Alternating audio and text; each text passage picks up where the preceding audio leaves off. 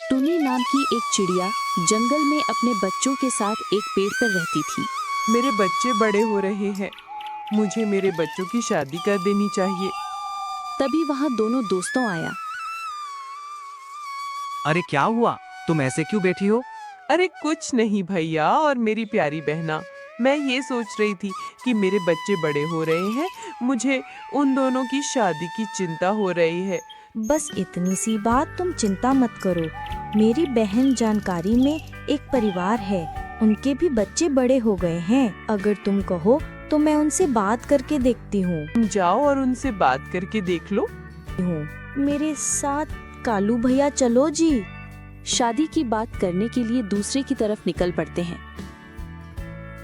कालू भैया, टुन्नी चिड़िया बहुत कम बोलती थी। जब तक उसे कोई पूछ नहीं लेता, वह सारी बातें अपने मन में ही दबा रखी थी।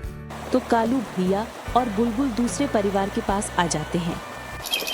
अरे कैसी हो थपकी?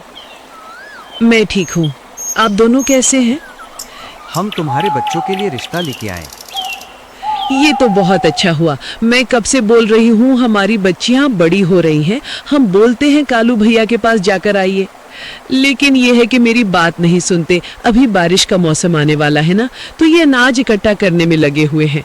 अनाज तो हमें भी एक आट करना है थपकी, लेकिन उसके साथ साथ हमें अपने बच्चों की भी चिंता करनी चाहिए। हमारे पड़ोस में एक टुन्नी नाम की चिड़िया है, उसके भी 2 बेटे हैं। मैं वही के लिए दूसरे रिश्ता जोड़ने के लिए आई हूँ। और लड़की दोनों बेटे बहुत अच्छे हैं, तुम्हारी बेटियाँ खुशी से वो अपना जीवन बिताएंगी। मुझे तुम दोनों पर पूरा भरोसा है। मेरी बेटियां भी बहुत सुंदर और सुशील हैं। मैं जानती हूँ थपकी। ठीक है फिर, तो कब बाहोगी? अरे शादी की बात बढ़ाने के लिए कल ही। सुनिए जी, कल हमें अपने बेटियों के लिए लड़के वालों के पास जाना है। दूसरे दिन थपकी और उसका परिवार टुनी चिड़िया के घर आ जाते हैं। कालू और बुलबुल भी उनके बातचीत में शामिल हो जाते हैं। थपकी को टुनी चिड़िया के दोनों बेटे पसंद आ जाते हैं। सब लोग मिट्टी जामुन खाकर शादी की तारीख पक्की कर लेते हैं। दोनों परिवार शादी की तैयारियों में लग जाते हैं। इधर टुनी चिड़िया अपने आस पड़ोस में शादी का न्योता देने के लिए निकल पड़ते हैं। अपने आस पड़ोस में न्योता देकर वो अपने घोंसले में लौट रही होती है। तभी उसे यह ध्यान नहीं आता है कि उसने पलटी मौसी को तो न्योता दिया ही नहीं। वो वापस अपना रास्ता बदल लेते हैं और पलटी मौसी के घर की तरफ निकल पड़ते हैं। टुनी चिड़िया पलटी मौसी के घर पर आ जाती है। पलटी मौसी मजे से पत्ते खा रही होती है। नमस्ते पलटन मौसी, कैसी हो आप? टुनी चिड़िया, तुम कैसी हो और अचानक कैसे यहाँ आना हुआ? मेरे बच्चों की शादी है 1 सप्ताह के बाद। हुआ हो, मैं जरूर आऊंगी। अब मैं चलती हूँ, बहुत सारा काम पड़ा है। अभी अपने घोंसले में लौट रही होती है। ही निकलना पड़ेगा, तब जाकर टुनी चिड़िया के बेटे की शादी में जा पहुँच पाऊंगा।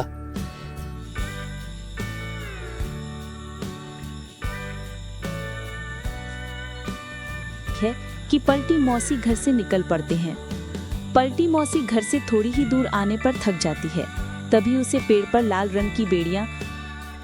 मैं तो बहुत थक चुका हूँ, कुछ बेरियां खा लेता हूँ और थोड़ा आराम कर लेता हूँ। उसकी ही एक पत्ती तोड़कर ऊपर में रखकर सो जाती है। बहुत देर हो चुकी है, मुझे अभी निकलना पड़ेगा। थोड़ी ही दूर पर थक जाती है और रुक जाती है। बहुत थक चुका हूँ, तालाब का पानी पी लेता हूँ और थोड़ा आराम कर लेता हूँ। बहुत देर हो गया, अब मुझे जल्द से जल्द यहाँ से निकलना पड़ेगा। अब मैं रास्ते में नहीं रुकेगी, नहीं तो मैं टुनी चिड़िया के बेटे की शादी में नहीं जा सकूंगी। तो जैसे तैसे करके पलटी मौसी थकी हुई टुनी चिड़िया के घोंसले के पास आ जाती है। वहाँ उसे 2 छोटे छोटे बच्चे खेलते हुए दिखाई देते हैं। तभी टुनी चिड़िया वहाँ पर आ जाती है। पलटन मौसी, आप आ गई? आइए, आज मेरे नाटी का नामकरण है। पलटी मौसी सोच में पड़ जाती है। मुझे तो टुनी चिड़िया ने उसके बेटे की शादी में बुलाया था। अच्छा हुआ मैंने आपको मेरे बेटे की शादी में बुलाया था। कोई बात नहीं, आप नामकरण में शामिल हो जाइए। मौसी टुनी चिड़िया के बेटे के शादी में नहीं आ सकी। पलटी मौसी कभी हार नहीं मानी और चलती रही और पोत के नामकरण में पहुंच गई। सब चिड़िया पलटी मौसी को लेकर बहुत खुश हो गई।